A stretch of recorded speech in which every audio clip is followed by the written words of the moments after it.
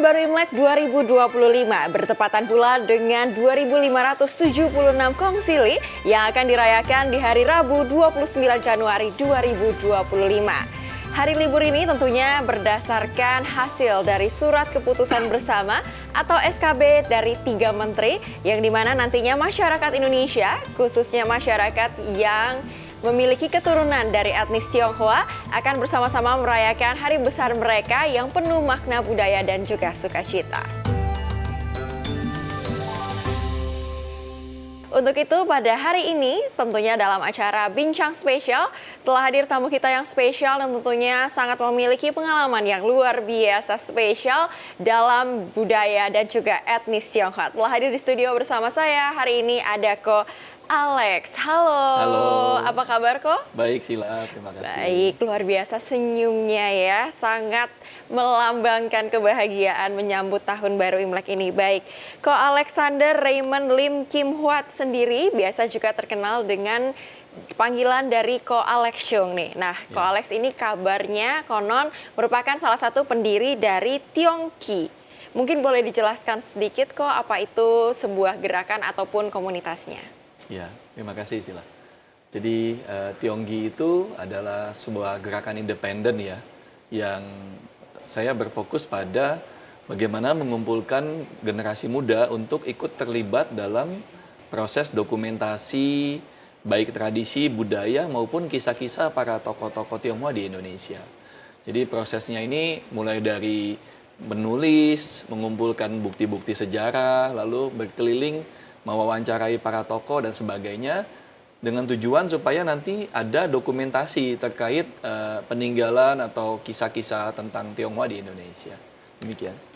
Tentunya selain aktif melakukan penelitian juga ya Ko, tentunya penelitian tersebut tertulis ataupun tertuang dalam buku-buku ya, yang dimana ini sudah ada beberapa buku yang berhasil diterbitkan oleh Ko Alex. Mungkin kalau saya membacakannya hari ini ada yang berjudul 7 kali gagal 8 kali bangkit. Itu identik dengan angka-angka cantik ya dari etnis Tionghoa sendiri. Selanjutnya juga ada yang berjudul Melacak Jejak Kungfu Tradisional di Indonesia.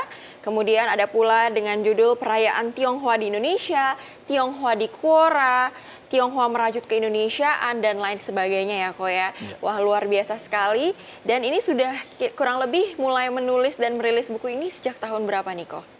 Saya mulai menulis itu tahun 2011 ya. Tapi 2011 itu masih menulis tentang kisah pengalaman hidup, lalu berbagi tentang bagaimana kalau kita dalam menghadapi kehidupan ini jatuh bangun gitu ya. Makanya judul bukunya yang pertama kali adalah 7 kali gagal, 8 kali bangkit. Pada intinya kita pantang menyerah ya, menghadapi berbagai tantangan dan hambatan di dalam hidup ini.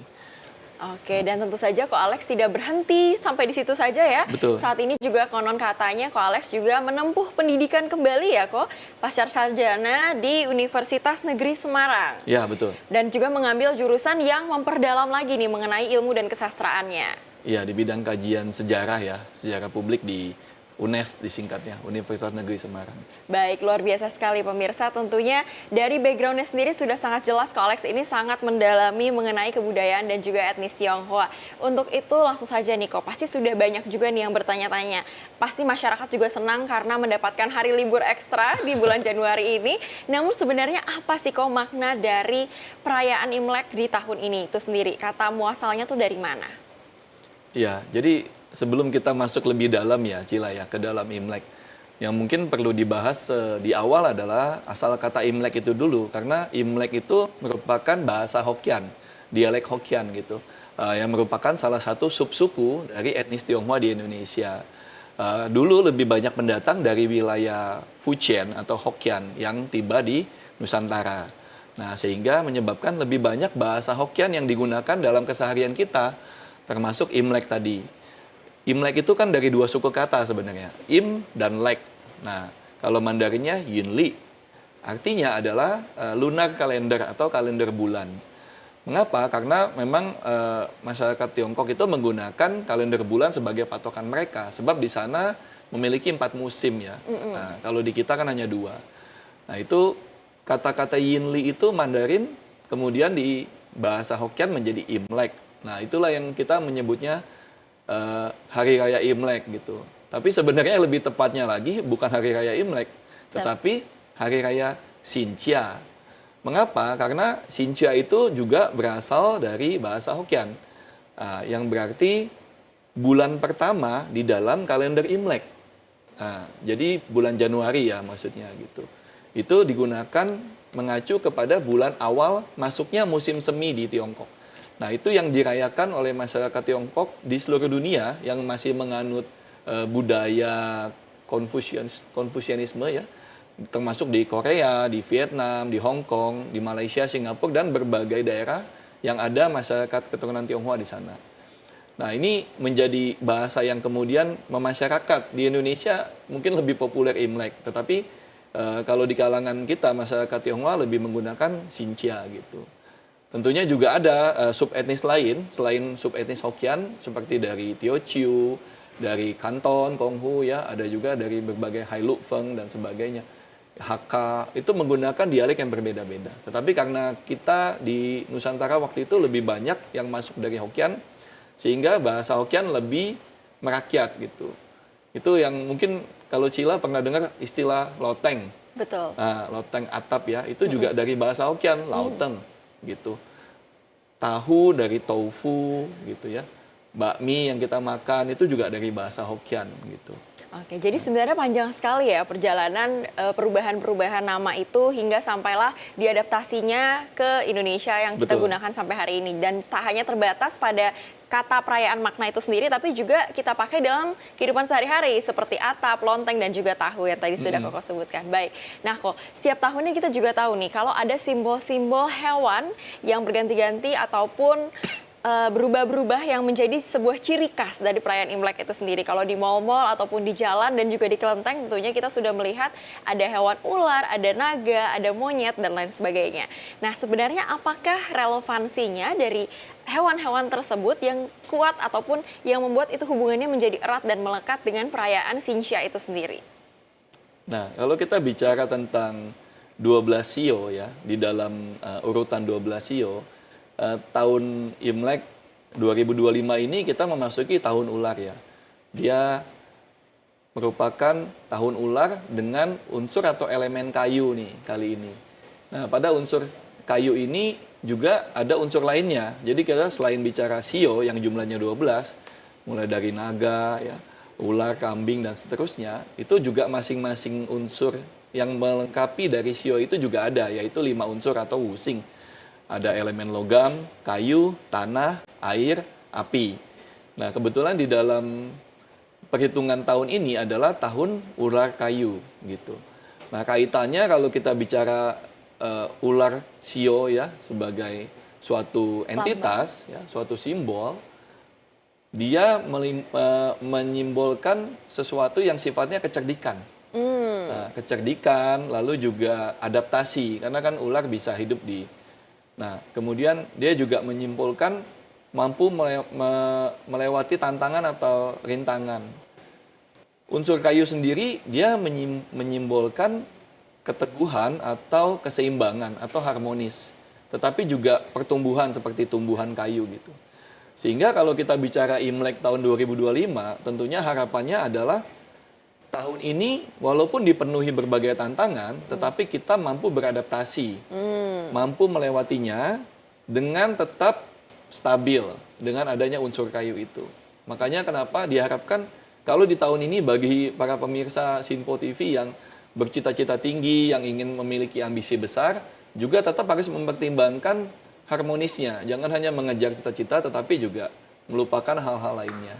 Oke, berarti ada makna khususnya ya kok, relevansinya jelas sekali antara simbol dan juga elemen yang digunakan dengan kehidupan kita sehari-hari gitu kan kok. Nah, tapi kalau dari ular kayu sendiri ini kok, kira-kira apa sih yang menjadi highlight ataupun poin pentingnya untuk kita bersama-sama lebih memahami mungkin ya dan juga lebih mendalami di tahun 2025 ini? Apakah mungkin ini adalah tahun yang baik untuk misalnya memulai bisnis ataupun memulai sebuah hubungan yang baru atau hal-hal lainnya, gimana tuh kok? Ya, di setiap tahun kalau mungkin Cila pernah tahu ya, di setiap tahun Imlek itu pasti ada ramalan Feng Shui, ada ramalan Shio, buku-bukunya bertebaran ya di internet, di toko buku gitu. Itu memang adalah suatu perhitungan yang astrologi Tiongkok ya, yang sudah berlangsung selama ribuan tahun. Itu juga memiliki makna tertentu. Jadi dari 12 Shio itu memang menyimbolkan atau melambangkan sifat-sifat manusia yang sesuai ilmu perbintangan Tiongkok yang kemudian disimbolkan menjadi 12 hewan. Nah, dari masing-masing hewan ini termasuk dalam secara khusus ya, kali ini kita bicara ular kayu gitu ya. Betul. Nah, itu menyimbolkan sifat-sifat yang memiliki kesamaan dengan hewan yang disebutkannya di dalam urutan 12 Shio itu atau Capji Shio disebutnya. Nah, sehingga dalam konteks ini kalau kita melihat hewan ular, dia kan mampu ya melewati berbagai rintangan, mampu juga menyerupai bentuk yang ada di sekitarnya, mampu juga hidup di hawa panas, seperti Sheila mungkin tahu di padang pasir kan ada hewan ular ya. Nah, jadi kaitannya dengan tahun ini, tahun yang disebut tahun ular umumnya adalah tahun yang penuh liku-liku. Tetapi bukan berarti kita jadi khawatir untuk buka bisnis, untuk mencari jodoh tadi seperti disebutkan Sheila, untuk membuka atau pindah rumah dan sebagainya. Semuanya bisa dilakukan, tetapi perlu mempertimbangkan unsur yang melengkapinya, yaitu unsur kayu. Kita tidak boleh sembarangan mengejar cita-cita baru, sembarangan ingin meraih ambisi kita tanpa memperhitungkan elemen yang menyertainya. Jadi dalam hal ini kayu, ada hal positif di situ, yaitu kayu itu melambangkan pertumbuhan. Sehingga kalau bagi pemirsa yang ingin membuka bisnis baru, yang ingin melebarkan sayap bisnisnya, dan juga ingin tentang hal-hal pribadi ya, mengejar cita-cita, silakan. Tapi tentunya harus mempertimbangkan harmonisasinya. Harus melihat juga kemampuan kita. Jangan langsung hantam kromo ya. Kita harus mempertimbangkan segala macamnya sehingga tidak terjadi disharmoni, demikian. Oke, berarti sebenarnya selayaknya manusia kita ada plus minusnya, ada positif negatifnya gitu ya. Kok ada pertimbangan-pertimbangan yang tetap harus dijalani dari tahun ke tahunnya, apapun itu sebenarnya Shio dan elemennya gitu ya, Ko ya. Nah, Ko, tentunya juga pasti banyak nih pemirsa yang bertanya-tanya nih, Ko. Aku juga pernah sedikit mendengar ceritanya gitu kan. Sebenarnya bagaimana ataupun apa ya yang mendasari terpilihnya 12 hewan dalam Shio tersebut gitu kan. Karena kok ada beberapa hewan yang nggak masuk, misalnya kalau kita sebut gajah gitu kan kok, atau misalnya hewan-hewan lainnya seperti semut gitu kan. Nah, kenapa sih 12 hewan ini yang dipilih untuk dijadikan Shio? Ya itu terkait dengan legenda, mitos ya, tergantung Sheila mau lihatnya dari sisi mana nih, dari sastra Tiongkok atau dari budaya lain gitu. Jadi kenapa juga disebutkan anjing dengan kucing bermusuhan? Itu juga ada ceritanya pada waktu itu. Kalau di dalam konteks Buddhisme, Sang Buddha memanggil hewan-hewan untuk berkumpul, kemudian si kucing ini ketinggalan dan akibatnya dia berada di belakang anjing dan sudah tertutup pintunya pada waktu dipanggil. Sehingga dia tidak bisa masuk bertemu Sang Buddha. Sejak itulah anjing dan kucing bermusuhan. Nah, itu kan menurut legendanya, mitologinya. Jadi tergantung kita melihatnya dari sisi mana 12 Shio itu. Tetapi yang pasti hewan-hewan yang ada itu juga yang ada pada waktu itu di Tiongkok. Mungkin kan pada masa itu gajah ya lebih ada di India, tidak ada di Tiongkok. Sehingga ada sebabnya mengapa yang terpilih masuk di dalam itu adalah 12 hewan tersebut. Yang tentunya juga lebih ada di keseharian masyarakat Tiongkok pada masa itu. Kerbau ya, macan bukan berarti ada di keseharian, tetapi lebih mudah ditemui di zaman itu macan di gunung. Lalu kenapa kalau gitu ada naga kok? Betul. Naga kan bukan keseharian. Nah, naga itu adalah hewan yang dimuliakan di dalam budaya Tiongkok yang dianggap sebagai hewan dari langit, hewan dewa gitu. Jadi dia ada masuk ke dalam situ di urutan pertama. Oke. Menarik sekali ya tentunya kisah pemilihan dari 12 hewan Shio ini ya. Tentunya pasti para pemirsa juga sudah penasaran nih kok, ingin menggali lebih dalam lagi. Nah, kalau gitu kok aku juga ingin bertanya lebih lanjut nih mengenai elemennya itu sendiri kok.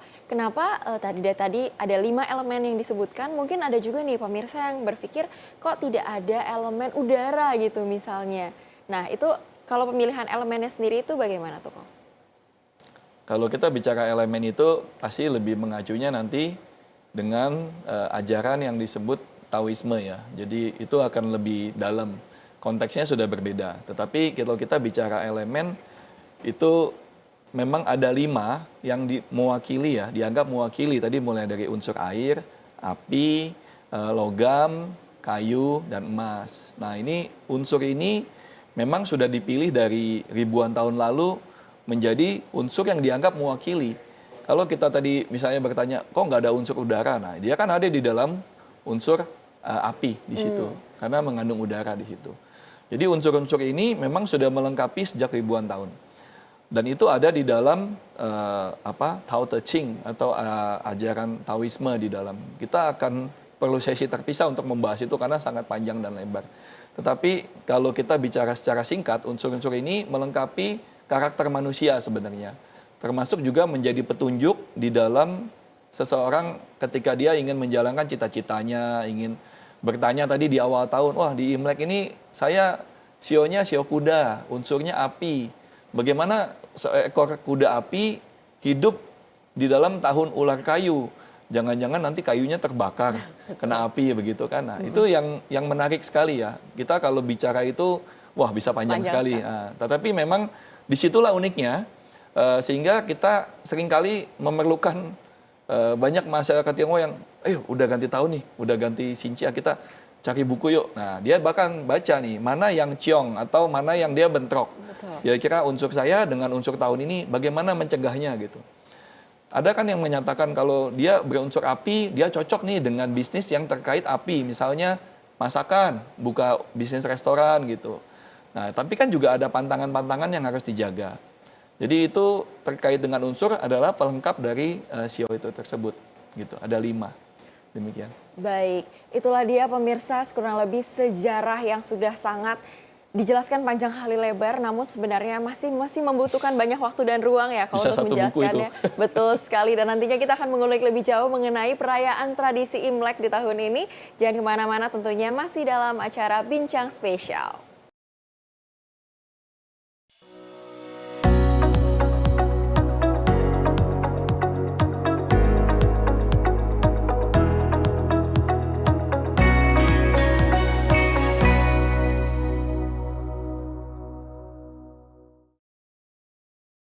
Halo, selamat pagi pemirsa Simpo TV, selamat pagi Andi. Selamat pagi, Fen. Beragam informasi terbaru hadir menemani Anda sebelum memulai hari.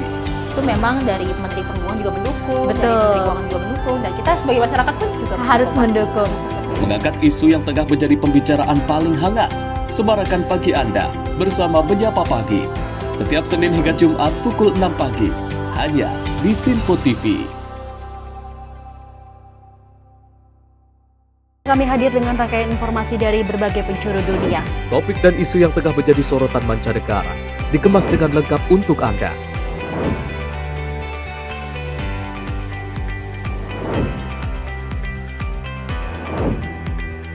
Peristiwa penting yang terjadi dari berbagai belahan dunia kini hadir dalam Simpo Dunia. Setiap Senin hingga Jumat pukul 7:30 malam hanya di Simpo TV. Pemirsa Simpo TV kembali hadir menemani Anda dengan berbagai informasi yang telah kami rangkum dalam sepekan. Sajian lengkap informasi sepekan kami hadirkan untuk Anda. Badan Legislasi DPR menemui masa unjuk rasa di depan gedung DPR RI Senayan, Jakarta. Menemani akhir pekan Anda bersama keluarga dengan rangkuman berita menyeluruh dalam Simpo Sepekan setiap minggu pukul 6 pagi hanya di Simpo TV.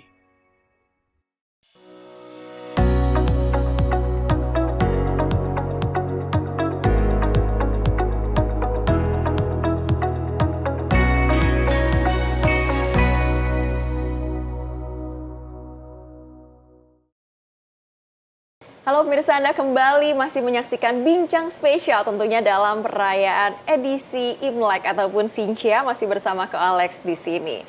Baik, kok kita lanjut lagi nih. Mungkin kita akan membahas, kalau tadi kita sudah membahas sejarahnya, tradisi sio dan juga elemen, kita akan lebih masuk ke dalam pembahasan yang lebih relate ataupun lebih berkaitan nih dengan masyarakat kita sehari-harinya. Nah, sebenarnya dalam tradisi Imlek itu sendiri kok, ada berapa banyak macam sih tradisinya? Wah, ini pertanyaan yang jawabannya bisa panjang ya, panjang sekali itu. Tapi Sila, kalau kita mengacu pada buku Hari Raya Orang Cina, Cinanya dengan TJINA, karya Chua Chu Kuan yang terbit pada 1900-an, itu beliau itu seorang seorang terpelajar, seorang Lieutenant der Chinesen atau Letnan Tionghoa di masanya. Juga merupakan kongco atau kakek buyut dari sejarawan senior Pak Didi Kuartanada. Nah, di dalam buku tersebut, kalau kita mengacu pada isi buku itu, akan banyak sekali tradisi yang meliputi menjelang dan hari rayanya dan setelahnya. Itu sedikitnya bisa sampai 15 tradisi, 10 sampai 15 tradisi. Tetapi seiring berjalannya waktu, tradisi-tradisi itu memudar ya. Jadi berkurang sehingga yang sekarang ini sudah sangat simpel sekali. Nah, kalau kita bicara tradisinya itu sudah dimulai sebenarnya dari 2 minggu sebelum Hari Raya Imlek, Cila. Jadi dari 2 minggu sebelumnya sudah dilakukan persiapan-persiapan yang di dalam bahasa Mandarinnya disebut Xiaonian atau tahun baru kecil sebelum menjelang tahun baru hari rayanya gitu. Nah, kalau kita urut lagi, nanti setelah Hari Raya Imleknya dia membutuhkan kurang lebih 2 minggu ya, hingga Hari Raya Imlek itu berakhir. Ditutup dengan perayaan, Sila mungkin pernah dengar namanya perayaan Cap Gomeh gitu. Jadi dari 2 minggu sebelumnya hingga 2 minggu setelahnya. Oke. Nah, makna-makna atau nilai-nilai apa sih yang tergambarkan dari perayaan-perayaan itu kok? Ya, kita bisa mulai dulu ya tadi dari tradisi 2 minggu sebelumnya nih. Nah, jadi biasanya yang dilakukan 2 minggu sebelumnya pasti membersihkan rumah. Lalu ada juga yang secara khusus dia menyiapkan meja sembayang untuk yang disebut dengan Chow Kun Kong atau Dewa Dapur. Dewa Dapur ini dianggap di kalangan masyarakat Tionghoa yang mempercayainya dianggap sebagai sumber rezeki atau makanan, memberi makanan bagi keluarga tersebut, sehingga dilakukan persiapan pembersihan dapur, memberikan altar sembayang untuk Dewa Dapur, lalu juga mempersiapkan yang paling populer tentunya angpau. Yes, kesukaan banyak orang ya tentunya yang ditunggu-tunggu. Kita mempersiapkan angpaunya, isinya, tapi juga banyak yang sering tidak dibahas adalah sebelum Hari Raya Xinjia atau Imlek sebenarnya sangat diharapkan seseorang itu melunasi hutang-hutangnya. Tuh para pemirsa ya. Kalau yang zaman sekarang memiliki mungkin hutang. agak susah ya karena saya kan cicil kok. Ya begitu. Jadi mempersiapkan itu, lalu juga ada yang menyiapkan hiasan-hiasan berupa, Sila pernah dengar yang namanya pohon kumquat. Iya. Nah, seperti jeruk mandarin ya gitu. Yang kecil-kecil. Betul. Itu dianggap kan sebagai simbol keberuntungan ya, simbol hoki gitu karena menyerupai emas. Lalu juga mempersiapkan tulisan-tulisan. Kalau zaman dulu kalau kecil itu kita wajib tuh kalau Xinjia beli baju baru, ya kan, warnanya merah, ngejreng dan sebagainya. Jadi itu yang dilakukan sebelum hari rayanya. Nah, menjelang hari rayanya satu malam sebelumnya itu biasanya akan banyak hal-hal yang dianggap dalam tanda petik tabu ya, atau yang dihindari oleh masyarakat Tionghoa. Sila mau tahu nggak apa aja? Apa tuh? Mau dong. Nah itu kan mungkin pernah dengar ya, kalau malam sebelum Xinjia orang Tionghoa dilarang nyapu. Betul. Bagi yang perempuan dilarang keramas. Nah, lalu berbagai macam ya. Benar. Tidak boleh menangis. Tidak boleh menangis, tidak boleh pakai baju putih, tidak boleh makan bubur. Banyak tuh ya aku nggak bolehnya ya. Banyak nggak bolehnya. Tapi kan seiring berjalannya waktu, terlebih generasi muda ya seperti kau, kita kan mempertanyakan. Betul. Kenapa apa sih ya? dasarnya, sejarahnya bagaimana gitu. Nah, kalau khusus yang untuk tadi dilarang nyapu nih kalau malam Xinjia gitu, itu karena dianggap membuang rejeki, membuang hoki gitu. Sebab dari 2 minggu sebelumnya hingga malam Xinjia itu rumah sudah dibersihkan. Sehingga kalau kita menyapu di malam Xinjia itu sama saja simbolnya atau lambangnya adalah membuang hoki yang akan masuk. Termasuk juga bagi perempuan kalau yang dia keramas itu juga membuang rezeki yang akan diterima gitu. Kalau bubur, kenapa kita menghindari makan bubur pada hari raya Xinjia ataupun menjelang Xinjia? Karena bubur kan identik dengan makanan orang sakit. Dia juga sifatnya lembut ya gitu. Kalau di Tiongkok bubur itu makanan orang miskin. Jadi itu dihindari ya. Kita ingin mendapatkan banyak rezeki, banyak kebahagiaan, tidak ingin sakit, tidak ingin jatuh miskin, kita menghindari makanan itu. Lalu menghindari baju putih ya, karena baju putih di kalangan masyarakat Tionghoa adalah simbol kedukaan, simbol orang sakit. Sehingga kalau kita pakai itu rasanya nggak pas gitu. Makanya kita memilih warna merah. Nanti kita bisa bahas lebih jauh tuh Sila, kenapa warnanya merah. Betul, betul sekali tentunya. Nah, terus Ya. boleh dilanjut lagi? Apalagi ya, banyak sekali sih sebenarnya dilarang itu, dilarang ini gitu. Tetapi itu yang kau alami dari masa kecil hingga sekarang. Kalau kita masih memiliki orang tua yang hidup di zaman tahun 60-an, 70-an, itu masih berlaku di kalangan keluarga-keluarga masyarakat Tionghoa hingga tahun 2025 ini. Kau nggak tahu kalau di kalangan keluarga Sila apakah pasti mengenal itu, tabu-tabu Masih. semacam itu. Masih Ada juga tentunya, ya? Iya, termasuk gunting kuku. Ya kan, yang tidak boleh dilakukan juga ya kan, Kotna? Betul, gunting kuku, menyulam, merajut, itu juga ada dasarnya ya. Karena kita menghindari benda-benda yang tajam. Sebab dulu di Tiongkok itu benda-benda tajam itu kan bisa menimbulkan luka atau kecelakaan. Sehingga menjelang Imlek atau menjelang Tahun Baru, kita cenderung menghindari benda-benda yang tajam yang bisa melukai kita. Benar Gitu. sekali. Nah, kok tapi kalau tadi Koko sudah sempat menyinggung dengan warna merah gitu kan, kok sebenarnya apa sih, boleh nggak di-spill sedikit saja mungkin apa landasannya kenapa Imlek Xinjia itu sangat identik dengan warna merah? Apakah itu melambangkan semangat, daya juang yang berkobar-kobar seperti api atau bagaimana? Ya, kalau kita mau bicara itu nanti pasti nyambungnya juga ke petasan, nyambungnya juga ke kembang api gitu. Karena kita bicara soal Imlek, kalau di Tiongkok purba, Tiongkok kuno itu dari zaman dulu dinasti Xia, dinasti pertamanya Tiongkok ya, dinasti mythical, itu katanya di dalam dongengnya, di dalam legendanya itu ada makhluk yang bernamanya, kalau di dalam bahasa Hokkiannya disebutnya Sanso. Tetapi sekarang ini lebih populer di legendanya disebutnya makhluknya bernama Nien. Nah, Nien ini adalah makhluk buas yang bisa menakuti penduduk, lalu juga dia juga memakan manusia gitu. Sehingga pada masa itu ada seorang tokoh bernama Litan, dia membakar bambu. Membakar bambu malam hari karena dia merasa terganggu ya dengan makhluk itu. Nah, Litan ini membakar bambu sampai menyala-nyala apinya dan menimbulkan letupan. Nah, nyalanya kan warna merah. Letupannya itu bunyinya duar gitu. Nah, ternyata itu menakuti makhluk itu, makhluk Nien atau Sanso itu. Nah, kemudian itu digunakan sebagai petunjuk, oh makhluk itu takut dengan bunyi-bunyian keras, dengan warna merah, dengan letupan-letupan gitu. Nah, kemudianlah hingga beribu-ribu tahun warna merah itu digunakan sebagai simbol ya, mengusir hal-hal yang kurang baik, bunyi petasan juga. Tetapi kalau Sila tanya, ada nggak hubungannya kok dengan semangat, nilai juang? Ada. Itu karena di Tiongkok kan pada masa itu warna merah itu dianggap sesuatu yang menggelorakan semangat juang, karena kan dulu banyak perang yang terjadi gitu. Seperti itu.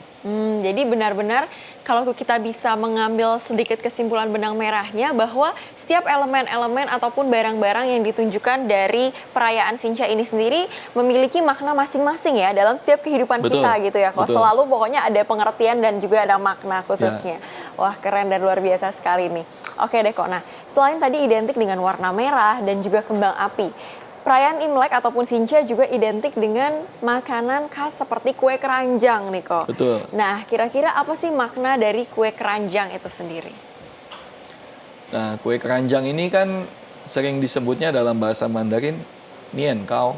Nah, itu kalau di Indonesia lebih populer dengan istilah namanya dodol Cina ya. Gitu. Kue keranjang bentuknya bulat, warnanya coklat. Nah, dia kan sebenarnya adalah kue gula merah, hung tang nian kao. Sehingga kata-kata nian kao itu sendiri, Sila tahu nggak? Itu kan bahasa Mandarin. Dia memiliki arti atau kesamaan. Kalau nian kao itu artinya tumbuh lebih tinggi. Kau itu tinggi ya. Nah, nian itu terus-terusan gitu. Jadi bertumbuh terus nian kau. Nah, itu identik dengan kue itu. Diharapkan dengan memakan atau menyantap kue itu kita akan terus maju, berkembang seperti itu. Bentuk kuenya yang bulat juga menyimbolkan harmoni. Yang tidak ada habisnya gitu. Betul, ya, dia adalah suatu simbol yang terus-menerus ya, bentuknya bulat gitu. Rasanya yang manis juga menyimbolkan rezeki yang datang, yang nikmat yang kita alami, yang kita terima. Makanya tadi kalau kita balik ke tradisi sembayang kepada dewa dapur, dewa Chow Kun Kong, kan ada istilahnya kalau kita sembayang kepada dewa dapur, kita memberikan sajian berupa nian kao atau kue keranjang atau dodol Cina itu. Katanya sih itu dalam tanda petik untuk menyogok dewa dapur. Sebab dalam tradisi tertentu dewa dapur itu setiap tahunnya dipercaya dia melaporkan apa yang terjadi di rumah tangga kita, di keluarga kita selama setahun itu dilaporkan kepada kaisar langit. Nah, supaya dia melaporkan yang baik-baik, kita dalam tanda petik sogok dengan itu. Kue keranjang. Wah, ternyata ada yang memantau dan melaporkan ya dari hasil rumah tangga kita sehari-harinya. Oke, nah tapi kok nggak hanya berhenti di situ saja nih, juga pasti banyak dari pemirsa yang bertanya-tanya, kalau tadi udah merah, petasan ataupun kembang api, kue keranjang, yang satu lagi juga yang identik adalah buah jeruk nih kok. Kenapa buahnya harus buah jeruk? Kan kalau merah-merah bisa yang lain nih, misalnya apel gitu kan, kenapa tuh jeruk? Ya, kita lihat dari asal katanya dulu ya Sila. Kumquat itu kalau dalam bahasa Kanton atau Konghu itu identik dengan mirip dengan emas. Sehingga kalau kita punya pohon yang ada emasnya, pasti kan semua orang happy, semua orang senang. Sehingga warnanya juga pengaruh. Warna jeruk Mandarin itu kan orange-nya ngejreng ya. Dia kan warnanya oranye cerah gitu. Itu juga menjadi simbol kecerahan rezeki. Bentuknya yang bulat, rasanya yang manis. Lagi-lagi semua berkaitan dengan hal-hal baik ya. Hal-hal baik yang kita terima di awal tahun. Dan diharapkan itu akan bertahan hingga akhir tahun. Sampai Shinian berikutnya atau Xinjia berikutnya. Makanya kadang ada yang memiliki hiasan pohon kumquat itu supaya awet katanya, pakai yang plastik. Benar. Jadi awet dia sampai akhir tahun selama-lamanya. gitu. Betul. Oke, seru sekali perbincangan kita tentunya yang menjadi jawaban dari atas pertanyaan teman-teman dan juga pemirsa di rumah nih. Tentunya kita akan masih terus berbincang kok dalam segmen berikutnya, dan untuk pemirsa tetap jangan kemana-mana, tetap di Bincang Spesial edisi Xinjia.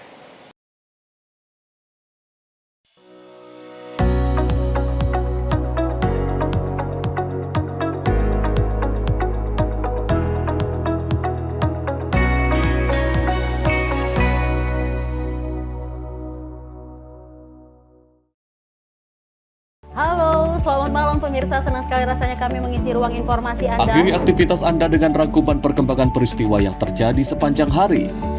Sebelumnya kita saksikan ada sekitar 3.000 tamu undangan. Sementara di Ibu Kota Nusantara ini ada sekitar 2.000 tamu undangan. Rangkaian informasi nasional dan mancanegara dirangkum sebagai penutup hari dalam Menyapa Malam.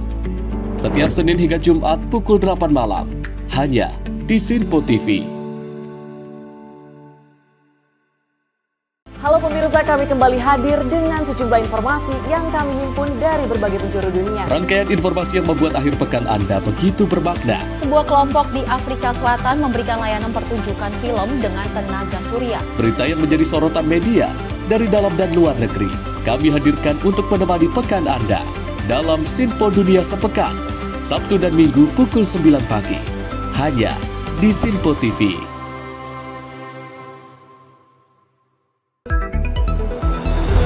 Jadilah yang pertama mengetahui perkembangan terkini seputar informasi dari lembaga parlemen. Punya data nasional, tidak ada satupun backup berarti kan? Tiba-tiba ada putusan yang nggak masuk akal dan seperti ini gitu loh. Kita biarkan rekomendasi kepada KPK, periksa! Kami hadirkan informasi paling akurat untuk mengawal setiap informasi dalam rapat komisi dan paripurna. Tentunya bersama saya Andi Rezaldi yang telah kami rangkum dalam program Sinpo Parlemen. Saya Arif Rifani. Saksikan Sinpo Parlemen setiap Sabtu pukul 6 pagi hanya di Sinpo TV.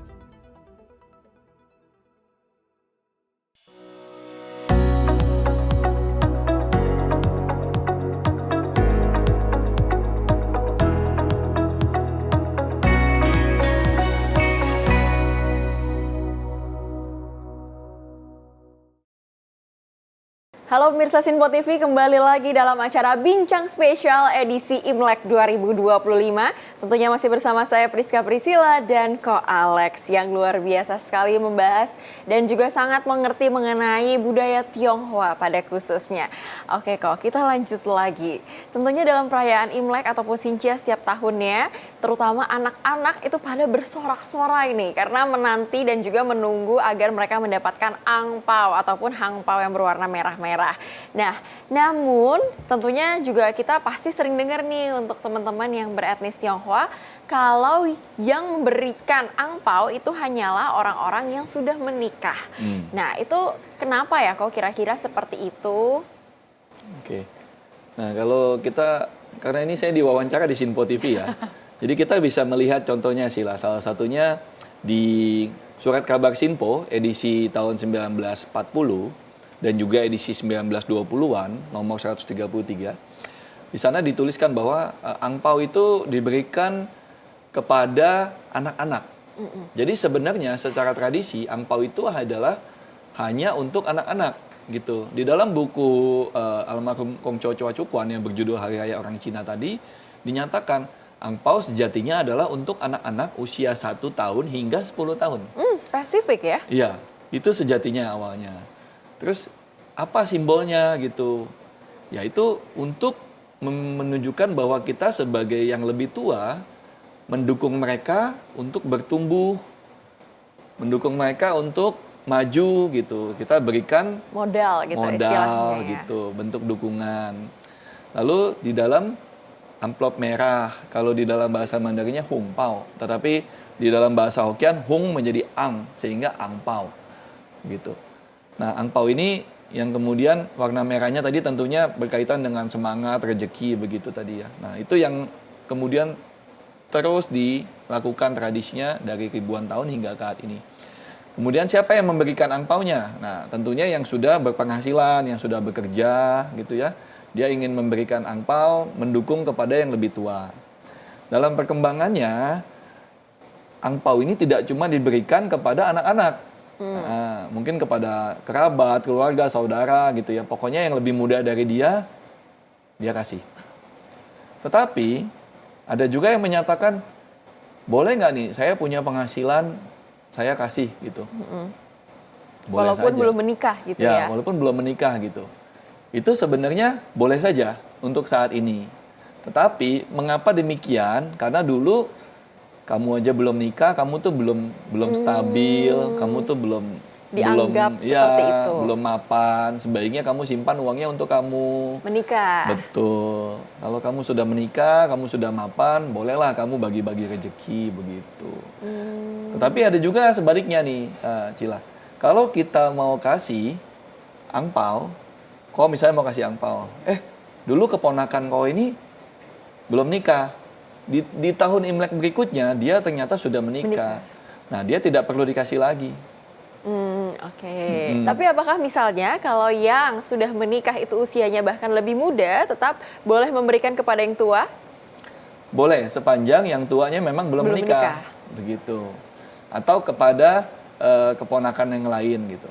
Tetapi kalau keponakannya sudah menikah, ya dia tidak perlu memberikan lagi. Itu tradisinya karena dianggapnya yang menikah itu di dalam tradisi Tiongkok dianggap sudah dewasa. Sudah lebih mapan dan siap ya kok. Idealnya dia justru tidak mendapatkan angpao, tapi dia memberikan angpao kepada yang lebih muda, yang masih bertumbuh, tadi anak-anak misalnya. Kurang lebih seperti itu. Nah, kalau misalnya dalam perayaan malam tahun baru Imlek dan juga ketika di hari Imlek itu sendiri kok, biasa juga banyak nih anak kecil yang diajarin sama orang tuanya, ayo Kyonghi dulu nih kok katanya ya kan. Coba gimana ngomongnya kongsi-kongsi gitu kan kok. Nah, sebenarnya kata-kata tersebut yang benar seperti apa? Apakah itu sudah merupakan hasil modifikasi? Dan juga apakah hal tersebut sebenarnya wajib untuk dibicarakan atau bagaimana? Ya kalau sekarang ini kan kalau kita nonton televisi atau lihat di YouTube atau dengar sehari-hari, orang cenderung bicaranya kongsi facai gitu ya. Nah itu kan juga sebenarnya kurang tepat, Sila. Sebab kongsi facai itu aslinya kan dari Hong Kong ya, itu menggunakan bahasa Kanton atau bahasa Konghu, yang artinya semoga kamu tambah kaya gitu. Nah itu kan rasanya kalau kita pergantian tahun, kita cuma mengucapin kongsi facai gitu ya, semoga kamu tambah kaya. Itu buat saya, buat kalangan yang lain juga menganggap kamu komersil banget gitu. Nah, itu kurang tepat. Tetapi kan di Hong Kong beda, sudut pandang masyarakat Tiongkok di sana dengan yang di sini itu lain. Sehingga kalau zaman dulu dari saya kecil hingga saat ini yang lebih tepat digunakan dan yang lebih umum adalah Sin Chun Keong Hee. Sin Chun Keong Hee artinya adalah selamat menyambut atau selamat memasuki musim semi yang baru. Karena pada tanggal yang kita sebut Imlek di Indonesia atau Xinjia, di Tiongkok sana adalah mereka pergantian musim, memasuki musim semi. Mereka bisa mulai bercocok tanam lagi, mulai menyambut hal-hal baru, sehingga kata-kata lengkapnya adalah Sin Chun Keong Hee gitu. Selamat memasuki musim semi yang baru. Bahkan kalau panjangnya lagi, dulu kalau masih kecil ya, masih ada paman yang lebih tua dan generasi-generasi senior dulu, panjang tuh lengkapan di bawahnya ada Sin Chun Keong Hee, Tiam Hock Tiam Siu. Tiam Hock Tiam Siu artinya semoga kamu tambah rezeki, semoga kamu tambah panjang umur. Masih panjang lagi di bawahnya ada Ban Seruji. Jadi semoga ribuan masalah kamu terselesaikan. Di bawah tambah lagi Hapki Peng An. Nah itu artinya semoga seisi rumah kamu damai sentosa gitu. Jadi panjang banget. Dan maknanya tentunya sangat positif ya. Jadi tidak hanya karena untuk semakin kaya gitu ya, tapi juga pokoknya rumahnya didoakan, kesehatannya didoakan, musimnya pun didoakan. Oke. Nah, kok kita lanjut lagi tentunya membahas mengenai tradisi Imlek yang terjadi gitu ya, kok. Relate juga nih, mungkin berhubungan juga gitu karena kita di Indonesia kok pada khususnya. Kalau Xinjia ataupun Imlek itu dekat dengan awal tahun, yang dimana kalau dulu kita belajar geografi itu biasanya berkaitan dengan musim hujan gitu kan. Betul. Kabarnya semakin deras hujannya semakin banyak nih cuan dan rezekinya gitu kan kok. Iya. Nah kalau menurut pandangan kok Alex sendiri itu gimana? Ya karena kan air itu identik dengan keberkahan, sehingga di kalangan masyarakat Indonesia juga tentunya masyarakat Tionghoa yang sudah berakulturasi, yang sudah hidup di sini ribuan tahun yang berakulturasi, berasimilasi, juga memiliki pandangan yang serupa. Nah, kebetulan pada waktu kita di sini merayakan Xinjia di awal tahun, di Tiongkok sana itu kan lagi pergantian musim semi, karena mereka memiliki 4 musim, sedangkan kita hanya 2 musim. Nah, pada waktu hari Imlek itu jatuh di awal tahun, setiap awal tahun kita pergantian tahun, itu di Indonesia kan lagi memasuki musim hujan. Sehingga wajar kalau ada anggapan, wah identik nih Hari Raya Imlek identik dengan hujan. Padahal karena bertepatan dengan itu. Tapi tentunya kalau kita sambungkan lagi dengan keberkahan ya masyarakat Jawa dan sekitarnya. Semakin banyak hujan, semakin berkah gitu, semakin banyak. Kurang lebih seperti itu sih.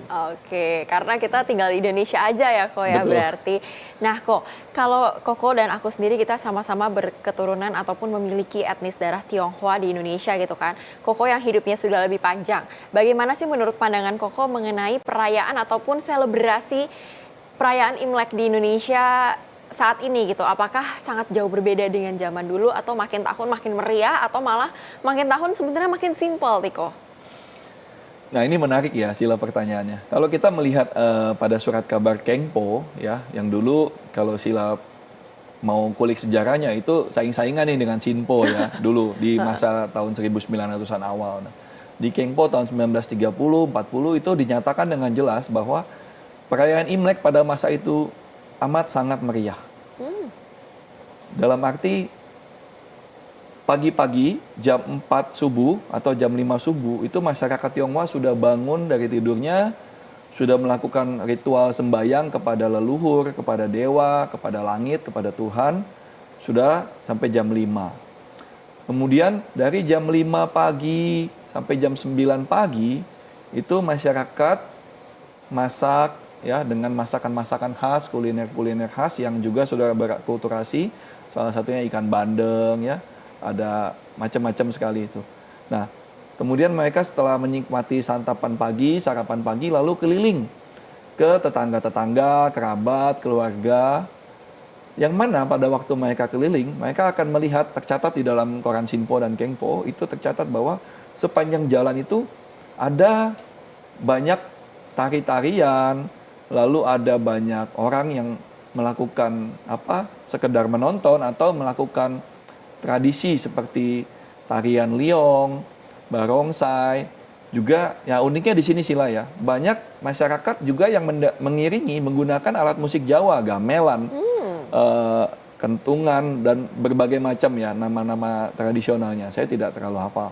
Tetapi itu menunjukkan bahwa masyarakat pada waktu itu begitu membaur dengan masyarakat Tionghoa. Perayaan Imlek itu menjadi sesuatu yang bersifat umum yang bisa dirayakan oleh semua pihak.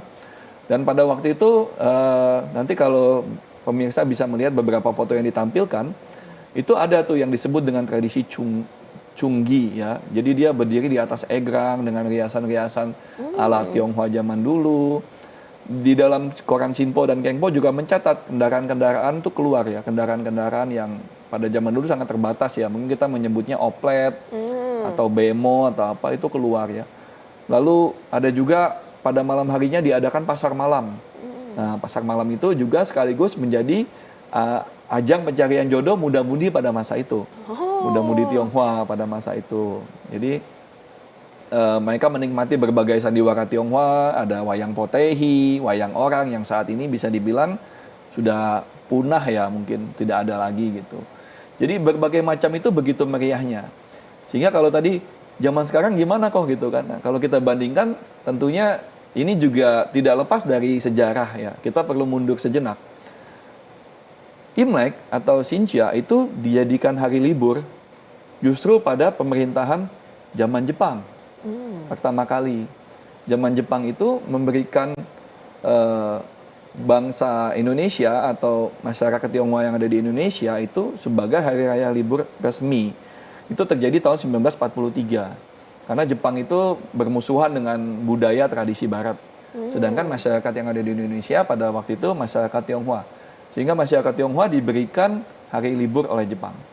Ini berlangsung terus hingga masa pemerintahan Bung Karno. Kita merdeka 45, 46, 47. Bung Karno juga bahkan pada waktu itu pemerintahannya memberikan 4 hari libur bagi masyarakat Tionghoa. Lebih lama lagi ya? Iya, ada hari raya Imlek, hari lahir dan hari wafatnya Nabi Konghucu. Lalu juga ada hari Cap Gome gitu ya. Itu libur, jadi banyak.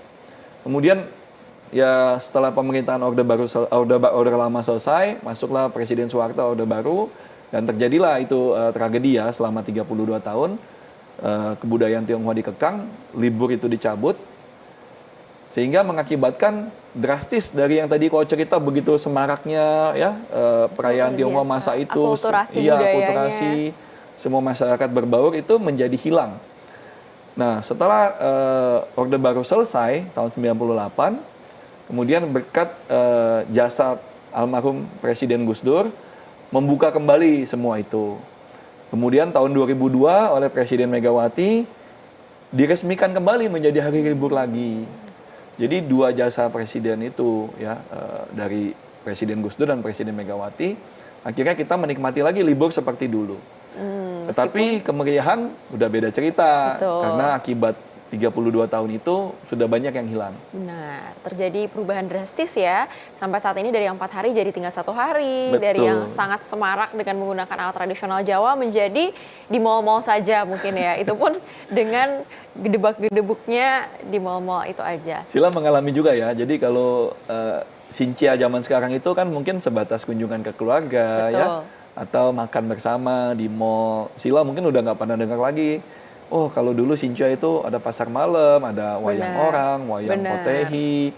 Kita menonton berbagai macam. Dulu itu ada tradisi unik Sila. Apa itu? Pada waktu Imlek itu kelompok-kelompok barongsai atau kelompok-kelompok liong itu akan mendatangi rumah-rumah besar para tokoh-tokoh Tionghoa pada masa itu. Seperti Kapitan Tionghoa ya, atau Letnan Tionghoa. Mereka selalu berhenti di pagi hari. itu sebelum kapiten atau penghuni rumah orang kaya Tionghoa pada masa itu keluar, mereka sudah menyanyikan berbagai macam musik, bermain barongsai dan sebagainya. Sangat meriah ya pokoknya. Sampai kapitennya keluar, memberikan angpau, baru mereka berhenti. Baru berhenti ya, kalau nggak dikasih angpau nggak berhenti. Nggak berhenti, nyanyi terus. Gitu. Oke deh, menarik sekali ya. Kok tentunya kita sudah sangat mengulik, mengelupas hingga ke unsur terdalamnya mengenai edisi dan juga tradisi dari budaya Tionghoa itu sendiri. Nah kok, sebagai penutup kok, tadi Koko udah sempat bilang kalau sebenarnya ucapan-ucapan zaman sekarang nih kurang betul gitu ya sebenarnya kata-katanya ya, kurang tepat, kurang cantik gitu ya kata-katanya. Nah, sebagai penutup boleh dong kok kita contohkan secara versi yang agak lengkapnya ke teman-teman para pemirsa Sinpo TV yang ada di rumah. Gimana Jadi, nih kok? Kalau kita dalam posisi soja ya tentunya seperti ini, kalau laki-laki ya, kalau kanan seperti itu, kalau yang perempuan. Nah, kita mengucapkan selamat memasuki musim semi atau di dalam bahasa Hokkien Sin Chun Kyong Hee. Sin Chun Kyong Hee. Sin Chun Kyong Hee. Sin Chun Kyong Hee. Ya. Oke. Ya. Oke. Sin Chun Kyong Hee. Bagi pemirsa Sinpo TV, saya tambahkan lengkapnya ya. Sin Chun Kyong Hee, Tiam Hok Tiam Siu, artinya semoga diberikan rezeki, semakin panjang umur, Banser Wuji, itu semoga masalah-masalah terselesaikan. Ditutup dengan Hapki Peng An, semoga seisi rumah damai sentosa. Demikian. Oke, terus terakhirnya berapa kali nih kok? Itu lebih tepatnya 3 kali sebenarnya. 3, 1, 2, 3. Oke, kirain 8 nih. Baik, para pemirsa Sinpo TV, itu dia perbincangan spesial kita yang tentunya sangat seru, mengulas dan mengulik sangat dalam mengenai sejarah dan juga dari budaya etnis Tionghoa itu sendiri. Semoga para pemirsa Sinpo TV dapat memahami lebih jauh dan juga membukakan mata mengenai apa yang kira-kira yang harus dilakukan ketika menjelang perayaan Imlek itu sendiri ya kok. Dan tentunya tadi apabila para pemirsa ingin mengulik lebih dalam bisa membaca dari buku-buku yang sudah Kak Alex tuliskan. Baiklah kalau begitu, akhir kata terima kasih banyak Kak Alex. Sama-sama, terima kasih. Kesempatan dan juga waktu dan juga ilmunya yang diberikan kepada teman-teman dari Sinpo TV. Akhir kata, saya Priska Priscilla dan untuk para pemirsa jangan lupa untuk terus saksikan bincang spesial di edisi berikutnya. Sampai jumpa.